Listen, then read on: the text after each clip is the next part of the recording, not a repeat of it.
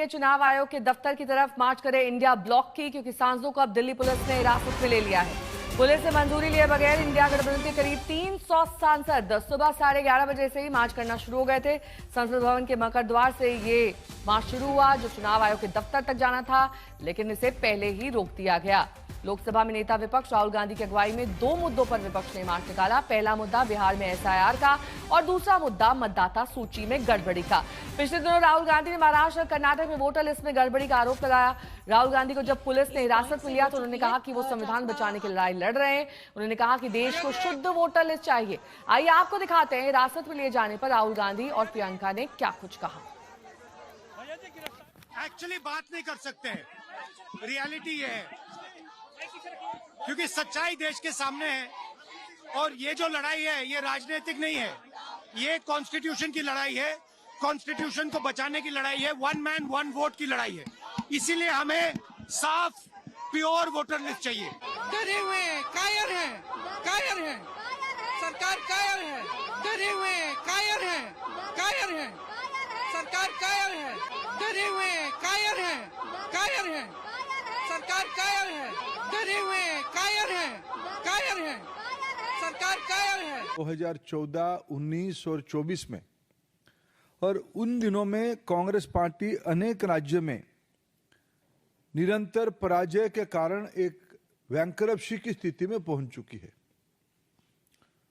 कोई स्पष्ट मुद्दा हाथ में नहीं है, कोई नीति नहीं है, एक रिएक्शनरी फोर्स के नाते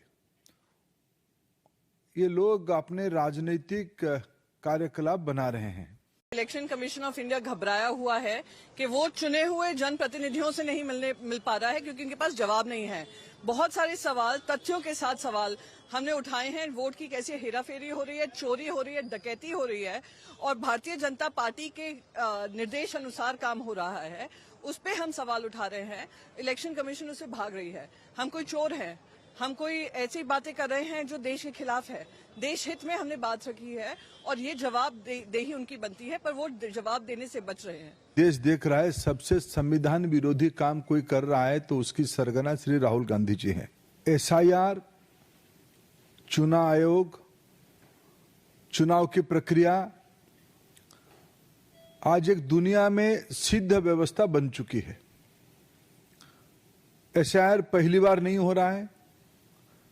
हर एक राज्य में राष्ट्रीय स्तर पे चुनाव आयोग की एक नियमित प्रक्रिया है। मतदाता सूची को परिष्कार करने के लिए, व्यवस्थित करने के लिए चुनाव आयोग की आजादी के उपरांत एक निरंतर प्रक्रिया है।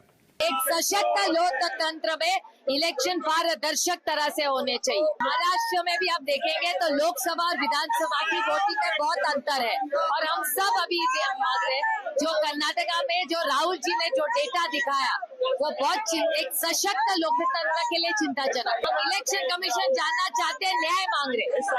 चुनाव आयोग पे कई बार प्रश्न लगे हैं और अगर कोई शिकायत है तो चुनाव आयोग को उस पर कार्रवाई करनी चाहिए और खासकर उत्तर प्रदेश में जहां पर सरकार मिलकर के वोट लूट रही है।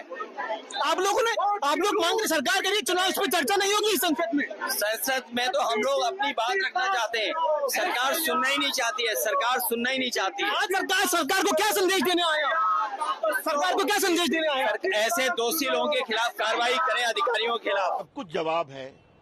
राहुल गांधी से बार बार करें प्रूफ दीजिए, प्रूफ का पता नहीं है, तो यही हाल है। पेगासस में प्रूफ दिया था सुप्रीम कोर्ट में, अपना मोबाइल दिया था, किसी का दिया था। राफेल में कोई प्रूफ दिया था, अभी भी प्रूफ नहीं देते हैं। तो इस तरह से तो देश नहीं चलता। मोटी बात यह है, बार बार हारते हैं, वोट नहीं मिलता, उसी की खींच है।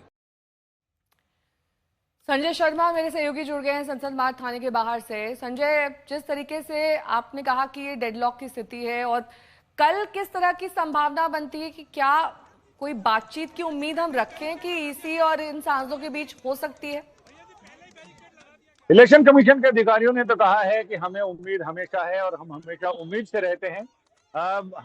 हमने जो शर्तें रखी हैं उसमें कोई ऐसा नहीं है कि हम ज्यादती कर रहे हैं और हमने 30 लोगों को, यानी गठबंधन में जितने लोग हैं उनके नुमाइंदों को उसमें मौका दिया जाएगा वो अपनी बात प्रेशियसली रख सकते हैं, सटीकता से रख सकते हैं, जिससे हमें समझने में और उस पर एक्शन लेने में आसानी होगी। आखिर राहुल गांधी जो कह रहे हैं उसमें कई सारी चीजें ऐसी हैं जिसमें उनका ये कहना है कि जब वो नेता विपक्ष है लोकसभा में और उन्होंने जो कहा इसके बाद हलफनामा देने की जरूरत कहाँ रह जाती है। इलेक्शन कमीशन के अधिकारियों का कहना है कि सिर्फ राहुल गांधी के कहने पे हम 1 लाख या 40,000 या 50,000 लोगों को नोटिस जारी कर दें। किस आधार पर नोटिस जारी करें? हम तो नोटिस जारी कर दें, लेकिन उसका फिर महत्व क्या रह जाएगा? इसलिए जरूरी है कि कोई भी चीज अगर आरोप कहा जाए और आरोप में इतने दम है तो राहुल गांधी को और जब इतना रिसर्च की बात कर रहे हैं तो उन्हें हलफनामा शपथ पत्र देना चाहिए और ये बताना चाहिए इन सारे लोगों के नाम में गड़बड़ी है।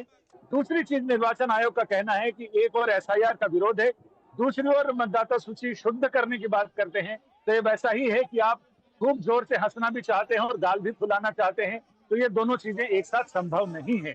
या तो आप मतदाता सूची को जस का तस रहने की बात करिए, आप कहते हैं मतदाता सूची में गड़बड़ी है और गड़बड़ी दुरुस्त करने का एकमात्र उपाय है एसआईआर करना। ये अलग बात है कि एसआईआर में भी बहुत सारी चीजें ऐसी ग्राउंड पर मिल रही हैं जिसको पूरी तरह से दुरुस्त करने की जरूरत है। अभी अगला 1 महीना, सिर्फ 1 महीने में 10 दिन और कम कर दीजिए, तो वो सिर्फ आपत्तियां जताने का है, सुझाव का है या अपने दावे और वाद प्रस्तुत करने का है। उसके बाद का 1 महीना होगा जिसमें फाइनल वोटर लिस्ट को फाइनल स्वरूप दिया जाएगा, जिसके आधार पर विधानसभा के चुनाव होंगे। लेकिन बाकी जगह जहां राहुल गांधी कह रहे हैं कि वोटर लिस्ट में गड़बड़ी है, तो उसको दुरुस्त करने का एकमात्र उपाय एसआईआर है, जिस एसआईआर का विरोध विपक्षी पार्टियां कर रही हैं। यानी अगर किसी चीज को दुरुस्त करना है तो उसके लिए जो उपाय है उसका या तो उसका विरोध किया जाए या उसका सपोर्ट किया जाए।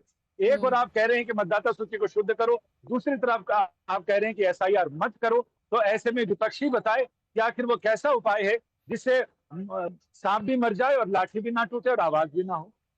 ऐश्वर्या पालीवाल भी मेरी सहयोगी जुड़ी हुई है। ऐश्वर्या, सीधे तौर पर तो सिर्फ प्रूफ मांगा गया है ना। अगर राहुल गांधी या फिर अन्य लोग पूरी प्रक्रिया पर सवाल उठा रहे हैं, मतदाता सूची पर, वोटर लिस्ट को लेकर, और जिस तरीके से कर्नाटक का उदाहरण उन्होंने दिया, प्रेजेंटेशन बकायदा बनाया, तो उस बात को अब आगे फॉरवर्ड करिए ना, सबूत पेश कर दीजिए, दूध का दूध पानी का पानी हो जाएगा, मैटर यहीं सॉल्व हो जाएगा।